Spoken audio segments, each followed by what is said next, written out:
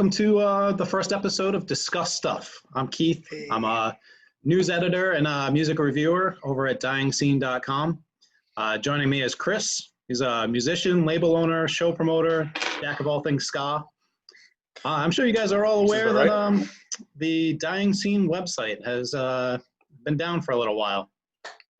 So it's got all of us kind of scrambling around looking for alternative ways to get some news out to you guys, keep you guys interested, keep finding new music for you guys.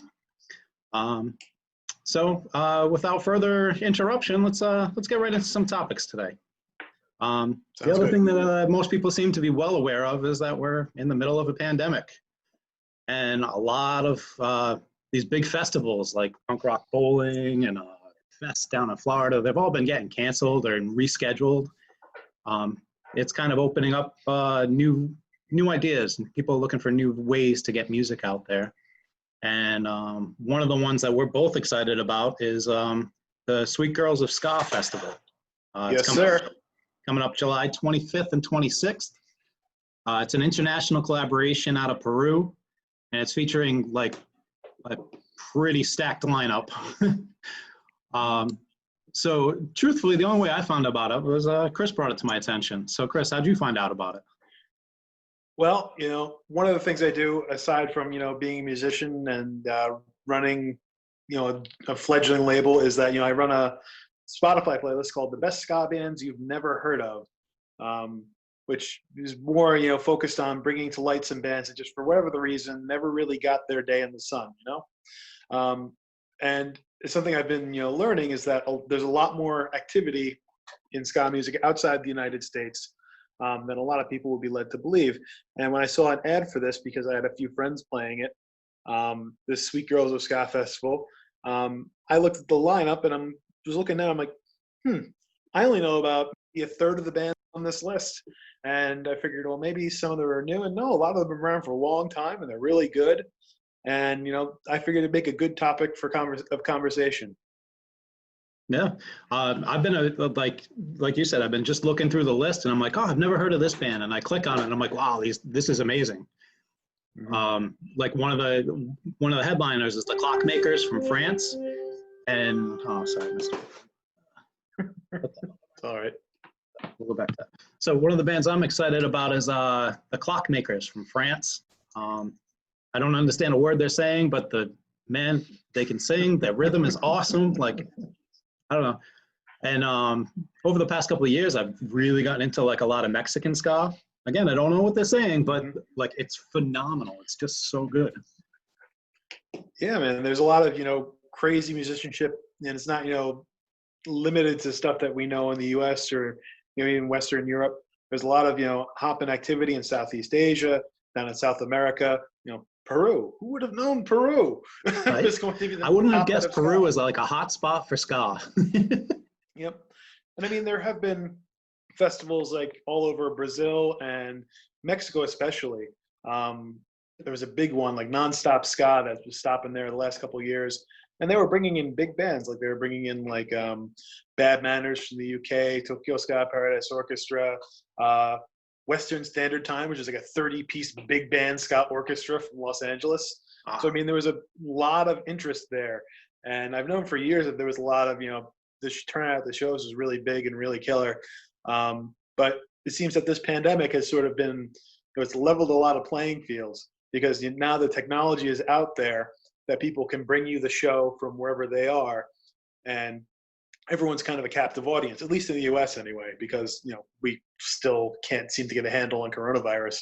Yeah. So I got a feeling we're going to be streaming a lot of music. Yeah. So it's, it's crazy just looking through the lineup, like you said before. I mean, the Clockmakers are a good example. The Valkyrias from Mexico, Lollipop Lori from Russia.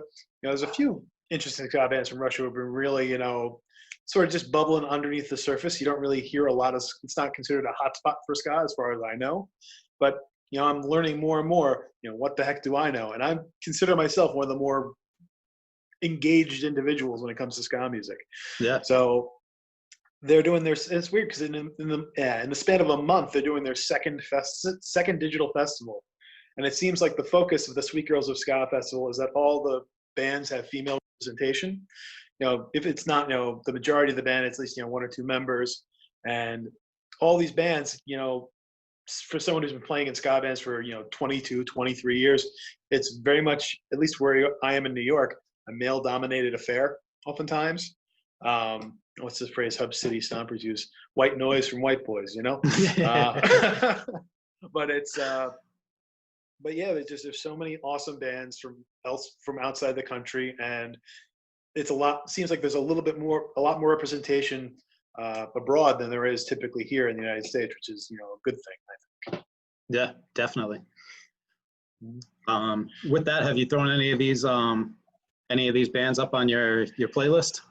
Yeah, I mean, there's so many to go through, because in addition to this one, there's also some other huge ska festival in Peru a couple of weeks ago. So I've been keeping a list of the lineup, and I've been going through a couple a week. But I've already added Lollipop Lori from Russia. Who, by the way, 2 years ago made my top 10 albums of the year with Ural Station. I listened to that thing nonstop for like months. That was like the summer soundtrack. It's a cool record, man. I pulled one of the tracks I put on the list was from that record. It's so good. Who else we got? Stop the Presses from here in New York, or relocated from Miami to New York. Ali and Danny are good friends of mine, so it was cool to see them make the list or make the lineup for, Sweet Girls of Ska. Who else we got? I saw Stop the Presses play a free show in an arcade in Providence. They were playing with the Hempsteadies, and they crushed it. They were so good live. Oh, man. They got, if you're listening to this, you want new music, Stop the Presses. Go check it out. Yeah, live, they got like what's called the two backup singers, and, Ali on the keys and singing lead. It's phenomenal. And then we also have Half Past Two from California with Tara Hahn on vocals. And she's got to be one of the rising stars of ska music these days. I mean, I've seen her in a bunch of things.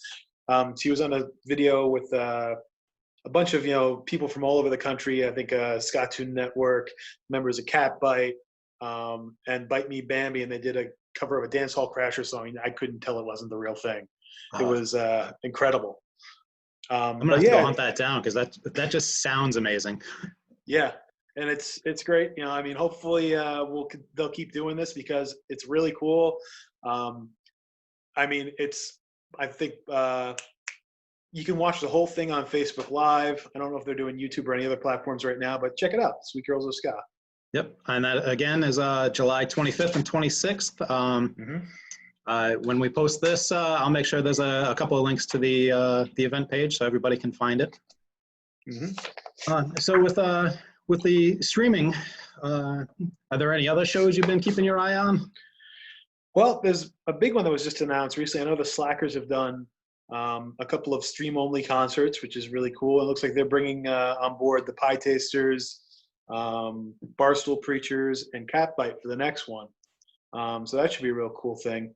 There was a big Dropkick Murphys streaming show, I remember, at the beginning of the pandemic, which was really cool. Yeah, they did an amazing job for that one. That was really, really cool. From an undisclosed location, and they finally tell everybody like 10 minutes before, so people don't show up.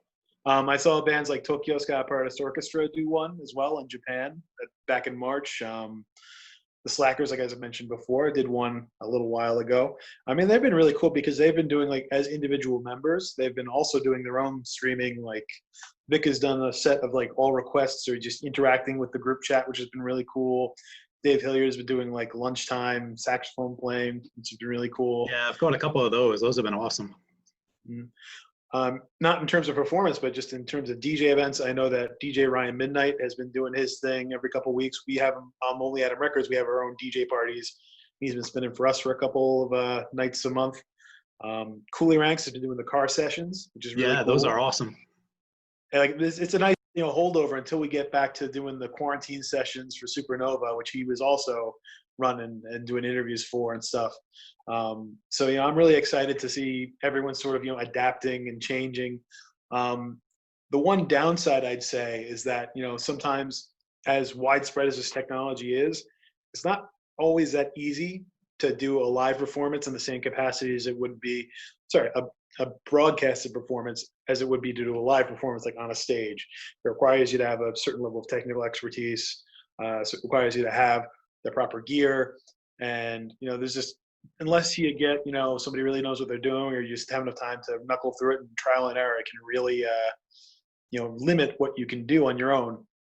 So while this is very nice, it is, a shame to miss out on the wider variety of stuff that we would normally see, I think. Yeah, I totally agree. Like, it's a good stopgap. Like, we're still getting live music, and we can still support the bands we like. Yeah. But it's not the same as going to a concert live, Like, as amazing and as intimate as some of these, like, the Slacker shows with being able to, like, question and answers and stuff, you're not going to get that intimate at a live show, but the live show is also going to be a lot more energetic, Yeah. I mean, the overall goal, of course, being to reduce the spread of coronavirus, which, is something I think that I agree it has to take precedence over everything right 100%. now. I mean, I just saw, as of just this past weekend, live shows started up again in Japan, Really? for smaller bands. Yeah. I mean, their coronavirus response was also way better than it has been in the U.S. They had thousands upon thousands less cases. I think they only had like 1,000 deaths for the whole thing. We're up to like 130, whatever. Yeah. But it's it's cool to see, like, just something in their culture. The people, when they got sick, already wore masks just out of, concern for everyone else. And that's something I think that, if we can get the people that are still objecting to do that to at least start thinking and caring about other people, I mean, I think that's already a huge win. So here's hoping that people eventually get the message and we could turn this thing around. 100% agree. Mm-hmm. And then just before we move on to the other topic, Jen from Stubborn Hearts has done a couple of basically just from her kitchen with an iPhone, and they've been awesome. So if you're out there and you want like some singer-songwriter, it's not ska, but it's really, really good. Mm-hmm. Oh yeah, man. There's been plenty of, it's not, of course it's not just ska bands, but it's like anybody, anyone out there. I have friends in the band, the Cold Rex. We used to share a drummer with the pandemics, and they've been doing these like a weekly songcasts where they basically write new songs every week and they play them for you. And I think it's on Thursday afternoons, but it's been really cool. And but yeah, man, and we're all in this together in that degree, I guess. We all have to try and do the best we can to stop the spread. Well, speaking of spreading, and it seems that more bands are kind of like spreading out across the spectrum of digital platforms. The one that I'm kind of intrigued by the most, I think, is the Bouncing Souls have started a Patreon. Oh yeah. I'm not typically on board with the Patreon thing. I completely understand it. I get it 100%.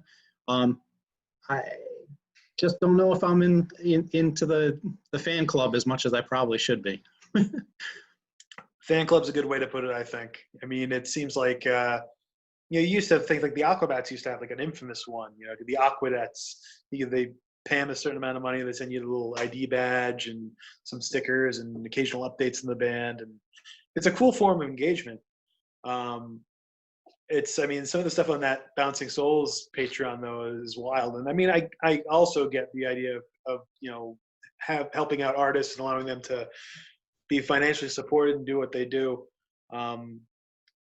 I do think that it sort of caters to a certain type of person, person that has that disposable income, which is, I mean, this is how they used to do it back in Roman times. If you were an artist, you find a patron and you were set. But that said, I mean, it's a really cool concept, and I'm interested to see where they take it. I mean, it seems like that top tier, especially, it's got some interesting stuff on it.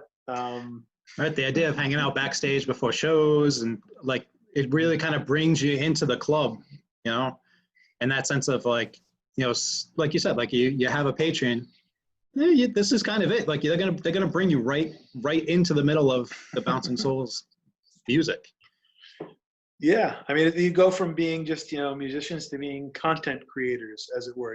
Because I mean, there was things like Zoom calls to hang out. There were things like you mentioned, backstage hangouts.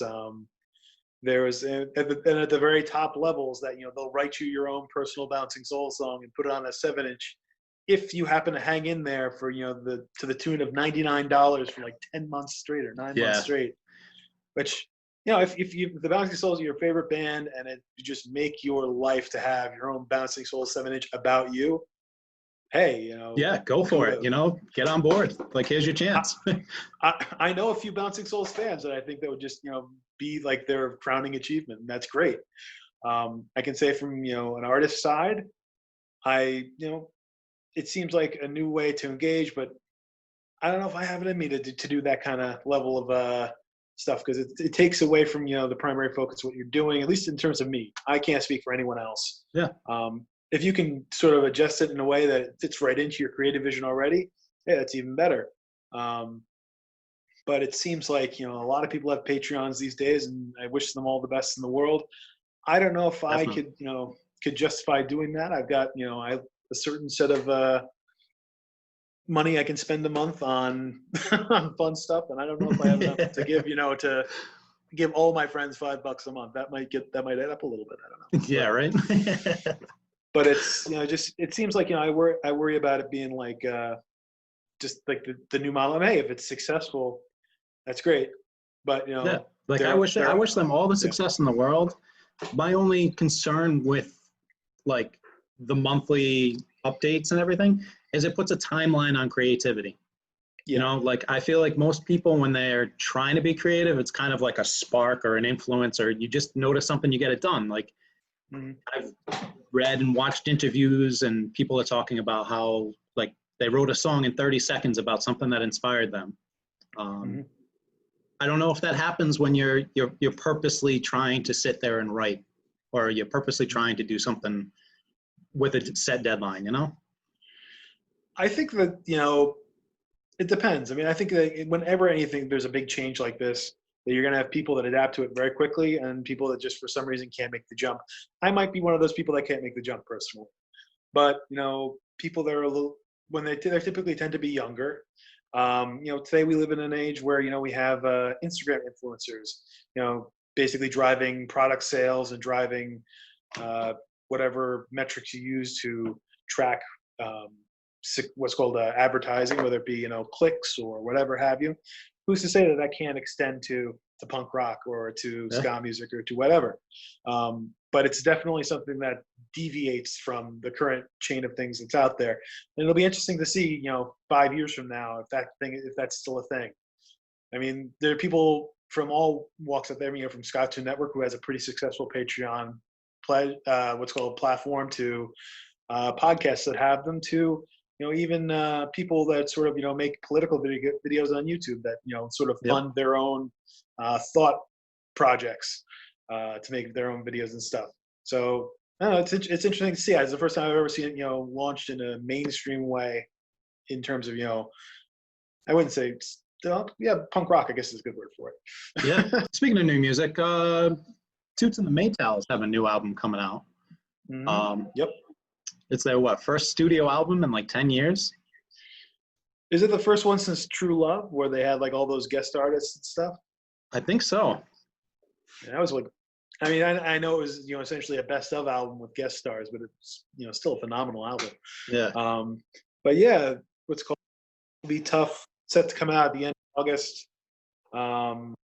They released a second single from it called Warning Warning, which I listened to it a couple times. I liked it a lot. I mean, I don't think it's necessarily I'm hoping that there's some more classic sounding stuff. I mean, it's all Toots and Maytals at this point. I mean, there's excuse me.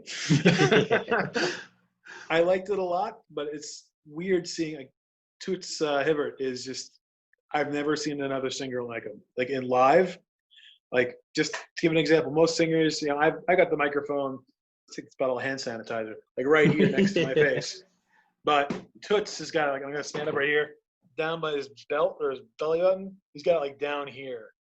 Wow. And like, he's just got such a powerful voice that it carries. And that's not something that you see that often in, at least ska and punk. Sorry. It's not even, it's a spam call. Sorry about that. I guess we'll clean that out. No, that's all right. but yeah, he's what's called an incredible singer. They don't make him like him anymore, man. It's just like, to give you an example, he's not somebody I'd ever see jumping the Patreon. Yeah, right. But he's what's called. It seems like the two singles I heard. And that's the other thing. He's like 77 years old, and he still sings louder and more powerfully than singers like half his age or more than that, younger than him. And it's incredible. Just the life he's led, and the music he makes, and he's got the credit of being the creator of reggae. Right. And it's like it's one of those things where I've got like, he's one of those artists that sort of transcends it's just like little niche scenes like like ours, like the the ska scene or the reggae scene, and like there are people that listen to him on like NPR and and all the things. Yeah. So it's as close as we get, I think, to having a legend in our specific genre cross into the mainstream. It really is mainstream in a lot of ways. Yeah. So I'm excited to see what he comes out with. Pandemics used to do like a 15-minute Toots and the Maytals medley, which was that must be awesome. Because it was 15 minutes. It didn't get played all that often, but but it was a lot of fun. I mean, I love Toots and the Maytals. I've actually got a chance when Pandemics opened for him for Toots and the Maytals 2 years ago out at the Paramount in Long Island. It was a Nice. really cool show, really weird mix of people from hippies to people like boomers in their mid 50s, early 60s, to punk rockers and ska people. So it was kind of like going to like the county fair. You didn't really know a lot of people there, and it was an incredible show. And he played for like 3 hours. It was amazing. Wow, that must have been awesome. Yeah, just all the hits. I mean, he is I'll put it this way: he's the only artist I've ever seen do like the keyboard horns. And I know it doesn't. For me, it just sort of bothers me a little bit. You're kind of a purist, right? You're being a horn player. That's very true. Like for me, it rubs me the wrong way, but at the same time, it's the Toots Hibbert show. It's Toots and the Maytals. You're not there to see like a 15-person band on stage. You're there to see Toots Hibbert, and he still puts on a great show. And I'm glad to see him out there making music again. There was that scary period where he kind of semi-retired for a little while after that incident down in Virginia. So it's good to see him up and making music again. And I hope he tours again, because if anyone hasn't seen him, go see Toots and the Maytals. Please go see Toots and the Maytals. They're incredible. Yeah, totally agree. I only saw him once, and it was like the first time I had ever gotten into him. I'm like a very late to the Toots party, and he was just absolutely insane. He was so good that you have no choice but to be a fan after going to see him play. Mm-hmm. Oh, and he gets up there in like those leather pants and like the red vest and everything, and he's like, looks like something out of like Back to the Future 2. And it's a disconnect too, because it's more in like reggae dancehall culture. The fashion is a little bit more extreme the further underground you go. So like you see like dancehall heads wearing like almost full woolen or linen jackets on stage with linen pants and stuff, and Toots just sort of takes it the other direction. He's like, no, he's like the rough and tough reggae artist, and he's still a monster at the age of 77. Which is awesome. It's incredible. I'm so excited for this new album. I can't wait. Yeah. I mean, how many other ska bands or reggae bands they get featured in Rolling Stone? Not a whole lot. So, it's incredible, and I can't wait to see him when he comes around again. And then speaking of more new music I'm excited about, Boston's Threat Level Burgundy is putting out a new album beginning of August. Mm-hmm. Album's title is Gold. They're known for like writing like fun, kind of geeky songs. It's their first album since 2017's The Longest Day. And then as part of the workup with it, they released a video for their first single called Scene. And it features like everybody. They got Llama Tsunami, Sonic Libido, Real Big Fish, Suburban Legends, The Best of the Worst, Backyard Superheroes, Hans Gruber and the Diehards. Like, the list goes on and on and on and on of people who like got in on this video. And it's an awesome, fun video. It like totally encapsulates their music. And they're one of my favorite New England local bands. Like, I love those guys. They put on such an incredible live show that I'm stoked for new music for them. Yeah, man. I mean, I'm a bit late to the party, and I'm like just got into them the last couple of weeks. I knew we were they were on the radar for stuff coming out. They're a band that I've always like heard about. You know, I always thought they were from Connecticut, which we discussed in the interview, I guess. But but it's just I can't believe I'd slept on them for so long. Watching that video, I was like, oh, I know that guy, that guy, that guy, that guy, them. And I was like, how have we never met? It's kind of like being at the party and not meeting that one person with the opposite end. But man, or very much like in our scene, like going to the same show over and over and over again, but not like quite meeting people in the crowd. And then you run into each other and you're like, oh, yeah, I was at that show. I was at that show. I was at that show. Yeah, you're Billy's friend. Okay. Yep. Something like that, yeah. But yeah, man, I can't wait to hear Gold. I mean, we got to check out some of their music last week. I'm going to throw them up on the playlist this week. Nice. I'm going to try and get the word out and stuff. And when their new album drops in August, we'll give them a bump. Yeah. And that will lead us into, the next segment here. We're going to interview Christopher McKenney, lead singer of Threat Level Burgundy. We'll talk about the new album. We're going to talk about how it all came together and what's next for the band.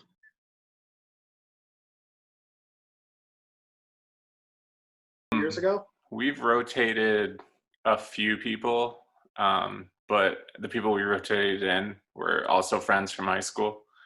There you go. I think we had like one guy once. I never knew his last name. He was in the band for 3 months. His name was Greg. And he just didn't show up one day, and I have no idea where he is. So that was our experience with people not from high school in the band. What instrument was Greg playing? He's playing alto sax. Ah. So So Greg it's alto not like you were sax. missing out the bass player or something. Yeah. It's my least favorite saxophone. I'm kidding. Sorry, alto sax players. Yeah, you're right. Soprano's worse. No. Well, that's really cool, man. For some reason, I always thought you guys were from Connecticut, but I guess that would make sense. Massachusetts, Connecticut, right next to each other. Yeah, everyone always thinks we're from New Hampshire because we used to play at the Sad Cafe all the time, which was like a venue up in Plastow. So everyone from out of state would always be like, "Oh yeah, you guys, you're from New Hampshire. We're playing in Boston. Sorry, like I don't think you guys will draw." I'm like, "We're from Boston," and they're like, "Oh, that's weird." Oh, that's crazy. It's like one of those things. Like every time I'd hear about a ska band from New Hampshire, it'd be like this unicorn kind of thing. Like, oh, who are they? Well, no, you just kind of had to be there. Like, yeah, you had to be there. They broke up already. Well, plus I think that Connecticut thing comes up because you guys do a lot with Lama Tsunami. Yeah, we definitely when we first started, like us and Lama Tsunami were basically like the two best friends, hanging out all the time, playing lots of shows. So what up, Ben? Yeah, hey Ben. And we released that split together, so we were like very much kind of intertwined. So people, I think, always thought they were from close to us and we were close to them, which in reality we are. It's like a 2-hour drive, I think. Makes a little bit more sense. Like if you put out like a split with a band in Japan, I don't think it might work the same way. But yeah, two New England bands, why not? All right, so honestly, sorry. I was gonna say honestly, like New England's basically might as well just be like one state. Everything's like so close together that like that's why we often don't really go outside of it, because it's like there's like 12 cities to play in. Why bother? You got your locals, man. That's great. Anyway, so why don't we launch into the questions here? So you guys have a new album coming out called Gold. Sure do. So it comes out on August 1st. So tell me, how has the build-up been different than, say, an album released any other time? Because the times we live in with coronavirus and everything. What have you guys done differently? We like delayed it like 2 months because we were originally trying to get this ready for May, because we had a tour planned to go down to DC, hit a bunch of spots in between on the way down, and a bunch more on the way back up. But when we were recording was basically when lockdown happened. So like we were in the studio, I think one day, and then it was like, hey, don't go anywhere. Everyone stay inside. And we were all just like, okay, nobody talk to anybody else. We'll all only come here. We'll all record it and we'll be done. So the build-up's been kind of weird because we just kind of let everything take a lot longer than it would have had we been able to, you know, tour. But we kind of knew when they were like, oh, it's 2 weeks, we'll all be better. And we're like, that's not how this is going to go down. And unfortunately it didn't. But yeah, so build-ups, it's been like a kind of a dragged out process because like we basically had what we were going to do ready and then just needed to record and put it out. But then what we had ready was like gone. So then we just kind of were like, well, let's figure it out. When the mixing's done, the mixing's done. When the mastering's done, the mastering's done. We weren't like pressuring anybody to do anything. And we were supposed to mix with our sound engineer. We were going to be in studio, but we were like, let's just try to be safe. Let's we'll let you do your thing. We'll do it over email over like a month instead of 3 days. So, yeah, weird. Everyone had, you had enough time to do it, right, and not rush everything through. That's great. I mean, would you say that the majority of the work was, at least from a writing perspective and from a production perspective, like you knew what you guys wanted to do before you went in to record this? You didn't, like you weren't like writing well, I guess you just said you were finishing in the studio. But would you say you came in with a finished product or something you were ready to record, or did you have to figure some stuff out while you guys were recording? We had 10 songs ready, and we knew we were going to record 5 now. And our plan was to release actually 2 EPs this year. But we were like, we'll record 5 now and record 5 later. And then down the line, we'll like combine them and press them or whatever. But we knew, well, now we have no idea when the second one will come out because we haven't practiced in 4 months. So we came in with 5 songs. We came in with the 5 songs we knew we were going to go on this one. I think the only thing was like our bass player is very in the moment. So he had some like rough ideas, but I think he like just finished them up in the studio. You always have those lyric adjustments in studio, but otherwise, yeah, like we had 5 songs ready to go. I think we had a 6th one. We were trying to decide, like, do we do this now or do we do it later? But yeah, it's like a pretty finished product, and we knew we weren't going to mess around too much when the whole like lockdown thing happened. Yeah, it's kind of been like the big pause button for everybody. Everyone had plans, has now canceled them or scaled them back or postponed them. I know how it feels to not have a regular rehearsal when you're used to it. Like I play in the pandemics. We haven't rehearsed in 5 months now. So it's kind of like, it's weird. Like we practiced every week, like every Wednesday night. I mean, not everyone would be there because, ska band, but, so that's definitely like one of the weird adjustments. Like after 3 weeks, I'm like, I haven't even picked up the guitar in 3 weeks. Like this is getting weird. I get another feeling. Yeah. Yeah. Now I feel like it's going to be weird when we've practiced for the first time. It's going to be like, hey, do we remember the songs? Oh, I know how that goes too. You're like preaching to the choir, man. That's yeah. Oof. So if you guys have the songs ready to go, when you guys were writing them, what's your process typically like? I mean, do you have somebody that is like one of the lead songwriters of the band? Do you guys collaborate? What's the process like for you guys? We've come at it differently, like almost every song, but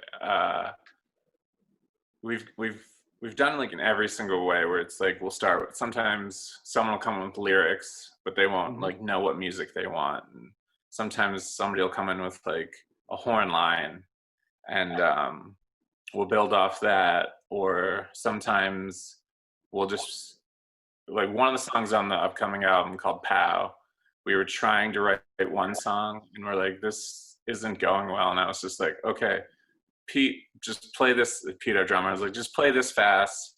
I'm just going to play something over it. I'm going to think it up right now. And then we had the song written like 30 minutes later. Hey, it's awesome. So it's like, we've never like found the best version of how to write a song, but we've tried them all at this point. So, and like, usually one of them works. It's cool. You've got like a bit of a band shorthand thing going because you guys have known each other for so long. Yeah, really cool. Some of our members have known each other since they were like 6. Oh wow. So like that's how like, yeah, like I've known most of them 20 years now, and like I look back and I was like, remember when we just, you know, played Pokemon and and like ate as much candy until we were sick? We're like, that was great. That was a good time. Good I'm gonna do my taxes now. No, you could still eat as much candy as you want and do your taxes. I'm not that either. Wish. I feel like I'm monopolizing this a little bit. Keith, why don't you lead to the next question? All right. Well, since you guys are talking about how you came up with like songs, how did Scene come up? Because that's like the first single off the new album, right? Yeah. So that was one of the examples of, we had a horn line. Our drummer Pete actually brought it to us, and he was like, "Oh, I came up with this," and he brought it up while we were actually writing The Longest Day, our last full-length album. He brought it up and we're like, "Oh yeah, that's cool," and we ended up writing like basically a 12-bar like blues song out of it. But we already had, I think, like 16 songs ready for that album at the time. So we kind of just like shelved it because we were only going to do like 10 or 12. I think it ended up being 10. So we shelved it, and then we ended up bringing it back, and we were like, oh, this sounds just like our song C'est La Vie. Let's not write that song again. We already did it. So we ended up just like changing it completely to like more of like a traditional, like, well, not traditional, but like a third wave style, like ska during the verse, punk during the chorus kind of situations. And then our trombone player, so I brought the guitar both times to both versions of the song. And then our trombone player, Austin, he wrote the lyrics, and we talked a bit about it, and you know, like from what the song's about is just kind of like, you know, being a local band and like playing shows. And when you first start playing shows, it's just like no one's there except for the other bands and like their girlfriends and their boyfriends and like your parents. So like over the years, when you like make these friendships with these other bands and promoters and blah blah blah, you end up like with like this like cool thing you kind of built, where like these people are coming because like you booked these like great bands that they love, and like you're there and they're there. So we he wrote most of it about that, and then he also kind of wrote about how it also feels a little ridiculous. Like we're like seven to 10 dudes depending on the day. He like wrote a bunch of songs about like zombies and cartoons and crud, and you came here to watch us sing about it. So it's like weird combination of like super appreciative, but also like, this is weird, right? This is a weird thing that we're playing weird songs and you guys like them, right? So it's funny how that works sometime, man. Is that how you tied into the video for it? Like you just tapped into all your friends that have been going to shows and stuff? Because like that video is pretty impressive, the amount of bands you got to chip in. Yeah, so that was like plan B for that video. Plan A was we're gonna record like all the Boston area bands that we're friends with, like that we had a bunch of shows coming up with them. We were gonna like, quick few second videos. We weren't sure if it was gonna be like sing along or not. And then on the tour, we were gonna record a bunch of our friends because we were gonna play with a bunch of our friends' bands. So we were gonna like take that like sort of a tour video sort of situation, but mostly concentrating on like people at the show and bands at the show. And then this happened and we're like, oh, we can't do that. So I was like, oh, let's still just do it, but let's just get all bands. Let's get as many of our Boston friends who haven't like broke up, because that's like every 3 months a band will break up. But yeah, I'll reach out to our friends from like around the country in the ska scene to kind of like take our world and then like the bigger world in general, kind of mash them together. And then we reached out to bands that we were supposed to play with as well, and just bands we really like. Reached out to you, Chris, I believe. Did you? Oh, that's right, you guys did. Oh, yeah, man, I forgot. I remember that message. I completely spaced on it. I got a lot of stuff going on. It's okay. Everybody. Yeah, Chris, didn't mean to send the bus in that direction. Yeah. Sorry. No, it's fine. We got a lot of people who I think this whole staying inside thing has like really got to them. They just don't want anything to kind of do with the scene right now. They just like want to exist, and we weren't going to pressure anyone into doing it. I got you. I mean, for my part, I will say that I've had a lot of stuff going on outside of music and outside the band, which is sort of, yeah, that too, exactly. I guarantee in about a month from now, everything will make much more sense. That's all I can say. Yeah. But I'm really, was impressed by how many people you managed to, cram into the. I know you guys wanted to make, since you said you wanted to make like a tour video kind of thing, but now you got Sonic Libido in the bathtub, which is kind of fun. we didn't ask for that. Nobody asked for that. We got a video of Mike and he didn't have a shirt on. I was like, that's weird. Whatever, that's fine. And we got a video of Bryce in the shower, and I was like, okay. Also weird. And we got a video of Sean in the tub, and I was just like, all right, whatever, guys. Like, I see where this is going. Just like you sent it. It's going in. Yeah. Oh, well, there's definitely some things I was not going to put in. I wanted. I posted. They sent us nudes.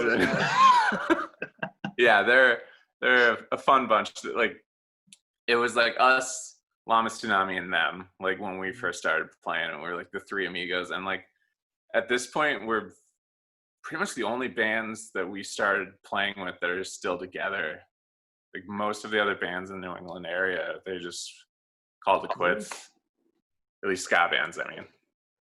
Yeah. Rhode Island's got a ton of like peaks and valleys between all the different bands that come out of Rhode Island. It's tough, man. People kind of grow out of it, Everyone gets busy with their careers and kids, and all that free time you used to have just kind of disappears. Different things take it up. So yeah, I know what you mean. But it's cool that the three amigos are still operating together, and so if not remotely at the moment because of the situation we're in. I've known Sean and Bryce for years. I see them every year when I go up to Throwdown. We used to bunk at this one hotel called the Buckminster, which just closed apparently because of, really? Yeah, but I've known those guys for a long time, and that was really fun to see. I mean, you had a lot of other people too. You had Austin from Joker's Republic, who's a good friend of ours. Travis from Hub City Stompers. Ben, of course, getting Dunkin' Donuts. That was was fun. Yeah, I really liked that. Oh, that's very cool. So let's move. What's called down along with these questions, because we don't want to keep you all night. Don't get me wrong. I would hang out with you guys all night. Just putting that out there. I would too. My wife would get mad at me, but I would too. So normally, as you guys mentioned, you guys had a tour planned. Mhm. Obviously it's not going to happen right now because of the way things are. Do you have any alternative plans that you guys want to you guys are planning to do to release the record? Anything you're planning to do to promote? Um, any online shows you guys are going to do? Any sort of streaming action or anything like that? Um, I don't really think we're gonna do any sort of streaming shows, unfortunately. I might do like a little acoustic thing somewhere around there, but like we haven't practiced, and I don't know, we just want to be safe. A lot of us, like half of us, have asthma, so like we're Me not too. we're not looking to share anything that's gonna get us sick. So yeah, we didn't really have any plans for any streaming shows. We've been considering like the options for outside shows. Okay. We've seen one of the bands in the video, Drop Party. I just saw that they played an outside show. So I'll wait 2 weeks, see how that went for them. But yeah, so we're considering that. We had a festival spot lined up in September but they're kind of like, we don't know if it's going to happen. So we're probably not going to do that, but we are working on another video for another song. Okay. So we'll have I think we might end up doing a video for every song because I feel like that's sort of the only thing we can do without coming together. That's fair. Yeah. So I mean, you're saying everything you're saying are conversations I've had over the last couple of months. It's like our drummer Kat, is put it as politely as I think she could. He's like, you guys in the horn section, you guys are holding germ cannons. We don't want to be anywhere near you. That's what I thought. I was like, if we play inside and one of you's sick, everyone's sick. Yeah. Like you could maybe get away with putting a cloth over the end of one of those, but honestly, Yeah. they go to empty that spit valve and everybody's done. Yeah, right. Oh God, I've soaked people when not being able to empty my spit valve just because if you don't empty it one way, Yeah. it comes out the other. Yep. So it's literally like a cannon. Yeah. So unfortunately, we're just kind of waiting for the world to do what it's gonna do before we make any sort of concrete plans to play, which is real weird. It's extremely weird. Preach, brother. Yeah. And Right, it's also kind of a bummer, like all these venues around us are shutting down permanently. Yeah. So it feels like even if they were booking shows, are they going to be around by the time that show happens? So we've already seen one of our favorite venues. We've only played it I think twice, but Great Scott in Alston is gone. Right. That's so sad. I love Great Scott. And they tried to save it, but it's one of those things where the property company is just like, no, we're just gonna lease it to somebody who definitely will do business, which is sad. Right. So I don't know how that's gonna shake out for a lot of these other venues that don't do food. Yeah. Because we've seen some of our other venues we do that. Like O'Brien's, I think they literally bought a grill. And we're like, hey, come get some burgers and dogs. So I'm just hoping other venues can figure out something to do. Yeah. It seems like a guy got creative to sort of, try and find a plan B if you're in that kind of position. I mean, New York City just passed a regulation where, they had bars basically being able to give drinks to go.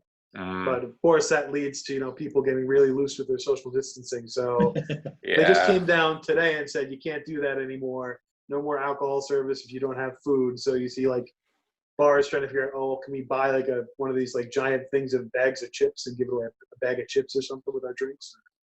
But what do you do if you can't do that? Guess you close down. Yeah, it's really unfortunate. I would hope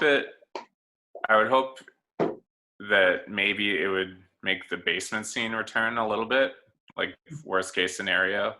Because around here, the basement scene has really kind of disappeared because of cops just cracking down on any amount of noise coming from a house. So we played one house show in the past 4 years now because of that. So I'm hoping something like that will at least help mend like the music scene once everything's more normal again. Mm-hmm. Well, speaking of more, Keith, why don't you ask the last question on the list here? I Like know, Chris goes way. right? Like he's kind of alluded to a lot of this stuff. But like, where do you see Threat Level Burgundy going in the future? Like, if things return to normal and you do have a place to play, like, are you going to try and pump out another album, or like, what do you think the plan would be? Yeah, so right now we are demoing out the other 5 songs and then some that we were planning on releasing for that second EP. So we're doing that now, and then we're just going to kind of figure out how to go about recording that. Like we've recorded at the same studio for the past 3 albums, and they've remodeled recently, so I think they've made it a bit safer. Like before we're all in one room. Oh, okay. But now it's like multiple rooms, so we're hoping that we can get back in there. And like we had already had a bit of a scare during recording, and we were just thinking if he just goes into the recording booth and never comes near any of us, like that works. So we might have something like that where we just never see the engineer. Oh wow, so your engineer got sick. No, it wasn't him. Someone in the band okay. had like a coworker who had a blah blah blah, you know. Mm-hmm. Yeah. But yeah, we might end up just like recording all independently, never seeing each other, which will definitely be weird, but that might be one of the solutions. But well, it's not outside the realm of possibility. Bucko Nine's last album, that's how they did it, because they're all spread out across the country. So they kind of just like recorded their parts and sent it to each other. So, I mean, at least you would have the benefit of having a common denominator in the same studio. Yeah, definitely. It would definitely be the most comfortable situation in this like weird situation that we have. But yeah, we'll keep, we're going to demo out some stuff. We're going to figure out recording. I think it's just all going to take a lot longer than we planned. So we'll release another thing hopefully next year at the latest. And, you know, by then we'll just, you know, back to shows. Hopefully we'll play a longer tour, because we were only going to DC, like it wasn't gonna be a huge thing, and back. But, you know, by then we'll have not played shows for probably a year. So I could see a decently long tour coming out of that. That would be awesome. Yeah, that'd be and great. then just, you know, business as usual, show album every few years. Couple interviews in the middle. Huh? Couple interviews in the middle. Yeah, maybe. Yeah. Well, Chris, we'll wrap it up there. But I appreciate you taking the time and coming out and talk to us. You know, Yeah, thanks for being our first. Thanks for having me. No problem, dude.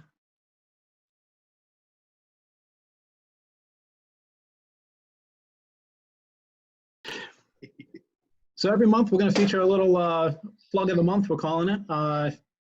So first plug goes to my gracious co-hosts. Take it away, Chris. Hey, so I mentioned at the head of the show that I run a small label called Lonely Atom Records, and it's sort of a banner for a lot of different activities that we do. The first thing that we do, of course, is as a record label, we put out records. We've got a 7-inch out that's a split between the Pandemics and In Circles. The Pandemics are my band. They're an 8-piece ska punk band from New York City. And we got our friends In Circles on the A side of that record. They're like a 3-piece grunge punk trio, which is really cool. So we have those 7-inch records for sale. We also run a distro for bands that either have what's called material that they're looking to move through other channels, or for international bands that find it a little too difficult or a little too expensive to distribute overseas themselves. So we've got bands like Abracadabra from Brazil and the Porkers from Australia. And we've even got some local bands like Spider Nick and the Mad Dogs and Royal City Riot, where we're just distributing the records exclusively, which is really cool. And on top of that, we also have a YouTube and a Twitch channel. And on the YouTube channel, we're doing a lot of social distance and live sets. So we're doing live sets, but now we're doing pre-recorded sets because we're looking to expand the base of bands we're working with rather than just people on the East Coast, just because, you know, people watch the internet at all times of day. So why shouldn't we work with everybody? And we've also got a Twitch channel where we have DJ parties. Go to facebook.com/LonelyAdamRecords, and you can find the latest and greatest of what we're up to there. And, and one other thing, weekly we run a Spotify playlist called The Best Ska Bands You've Never Heard Of, because ska music is near and dear to my heart. And we had 5 bands a week. We've got over 300 bands on the list already from all over the world, playing all different types of ska music. We had 5 bands per week, and we also rotate out 2 existing tracks a week just to keep it fresh for the listener. So head to Spotify and look up The Best Ska Bands You've Never Heard Of. All right. Thanks, That's Keith. awesome. All right. So if you're watching this and you want to be part of the plug of the month, we have an email. So send us some information about your band. Email is chrisandkeithds@gmail.com. That's Chris and Keith discuss stuff. So the ds@gmail.com. All right, guys. Send us your plugs. Yes. Send us your plugs. All right, guys. Thanks for joining us. We'll see you guys next time. All right, see you next time. Whatever.